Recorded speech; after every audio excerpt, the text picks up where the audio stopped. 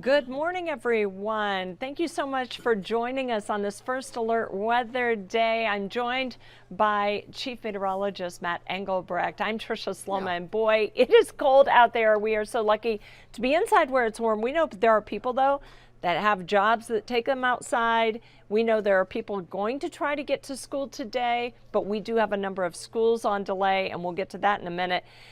Matt, you have been first alerting us to this day for some time, saying get ready, it's going to be cold, but just for today. Yeah, exactly. A short stint with the Arctic air. In fact, when you take the first couple of steps, if you're in a heated place outside, the first couple of steps, you think to yourself, that's not all that bad. But when you get to minute 3, minute 4, minute 5 outside in these elements, that's where it really starts to take hold with the cold temperatures. In fact, Tricia, let me show you really quickly. I'll reach over here. I'll grab the handy dandy little clicker. Now you got the downtown South Bend cam, and there has been some light snow. But the number, Tricia, I want to take a look at is right here on the right side of your screen. These are the actual temperatures, so we're not factoring in the wind. It is 8 degrees right now in Elkhart. It is 8 in Goshen, as well as 8 in South Bend. And Jack's over in the First Alert Weather Center. What are you seeing on our thermometer there? 6. So Tricia, here at the station, it is 6 degrees. You know it's cold when I only need 2 hands to show you the temperature right now at the station. Oh my goodness, it is so cold. I really think it's really something that once you step outside, you're going to get that slap in the face. It's going to help wake you up. I mean, we got to look at the positives here. What's behind you there in that image, and why is that of special interest today? So this time last week, I shared a similar image over on social media, but I tagged the Alabama football team to say, you guys ready? And then, of course, the weekend happened, things switched, they changed. And as you heard Marcus Freeman talk about earlier this week, IU is south a few hours, so they're going to be ready for this weather just as much as Notre Dame will be. The Irish, 8 degrees right now, looking at the stadium. The wind chill at 10 below. Winds to the west-southwest, 17 miles per hour. That is a cold-looking image. And not only at Notre Dame Stadium, but it looks like this across Michiana as well. Well, and I'm going to the women's game tonight. Of course, Notre Dame women taking on UConn. This is a huge game. This is perhaps the biggest game on the schedule. Always is. They've met something like 54 times. It's always a battle to the end, but they are ranked number 2. And the Irish beat them last year in Connecticut. They're going to be coming back for revenge, but my goodness, this is going to be a good game tonight. Anybody who's going to the game tonight needs to bundle up and just be prepared for these cold temps because they're still going to be out there. Yeah, excited for you that you actually got a ticket. Jack, you're going to be going tonight? Yeah, I'll be there. Jack's going to be there. I do not have a ticket to tonight's game, but I will be cheering on the Irish. It seems like everybody is going to be there. Last week you had Texas. Texas was in town. The game went into overtime, but coming in and going out of the stadium, we were dealing with the cold air, the wind, and the snow for that game. Tonight's game, it's more about the cold air and that walk. So I was talking to friends of ours from last week. They came early so they could park close to the stadium because of the snow and the cold air. Not a bad idea this time around to go early so you can park close so you don't have the 5 to 10 minute walk all the way in. Okay, so you know me, I'm a procrastinator, so I got the hint. I will get there early, I promise. Hey, back to the cold air this morning, and something that we have been first alerting folks to. We know that there are some folks who are really in serious danger if they stay out in any prolonged length of time. And what is really special is the South Bend Center for the Homeless.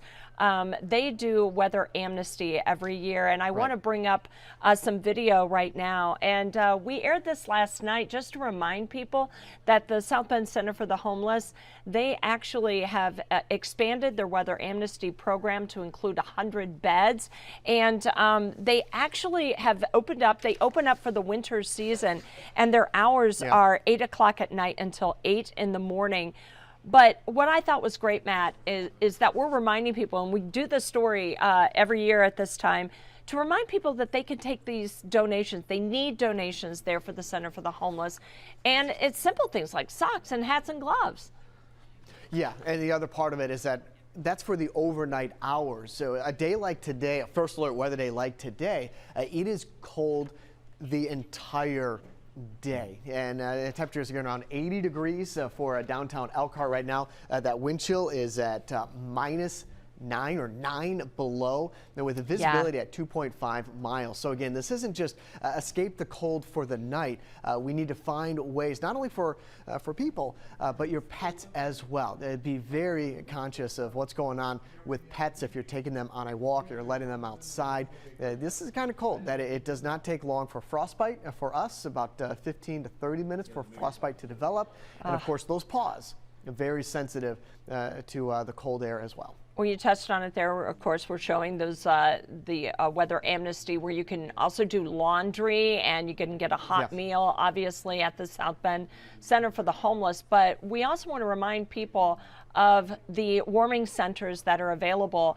Now, if you look at your screen right now, we're actually we picked a couple at random just to give people an example of what's available out there. And again, these are opened up during the day. So this goes perfectly with what you just said. During the day, where do you go if your heat went out at your house, or maybe your furnace just isn't keeping up and you've got little kids and you need to get them warm? Folks, if you look at your screen, we have an Elkhart's Faith Mission there on Benham Avenue in a Michigan City Hall. They open up to folks and say, hey, come on down. And they have places for you to just hang out, stay warm. But Matt, we have a full list, and it's a full list because communities have opened up warming centers throughout Michiana, and we have that at our website. Yeah, and the last thing I want to touch on is regarding that 10-day forecast.